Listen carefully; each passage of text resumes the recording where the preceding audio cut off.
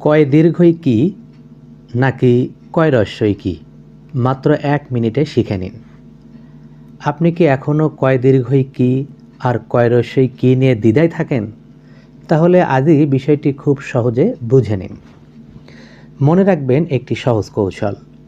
যদি কোনো প্রশ্নের উত্তর হ্যাঁ বা না দিয়ে দেওয়া যায়, তাহলে লিখবেন কয় রস্যই কি।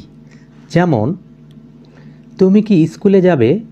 উত্তর হ্যাঁ অথবা না হবে। সে কি এসেছে? উত্তর হবে হ্যাঁ বা না। তাহলে এক্ষেত্রে আমরা ব্যবহার করব কয় রস্যই কি। কিন্তু যদি প্রশ্নের উত্তর হ্যাঁ বা না দিয়ে দেওয়া না যায়, তাহলে লিখবেন কয় দীর্ঘই কি। যেমন, তোমার নাম কি? তুমি কি খাচ্ছ? এটা কি? এখানে শুধু হ্যাঁ বা না বললে উত্তর সম্পূর্ণ হয় না। তাই এখানে আমাদের হবে কয় দীর্ঘই কি। এই যে নিশ্চয় দেখতে পাচ্ছেন এখানে আছে আমাদের কয় দীর্ঘই কি।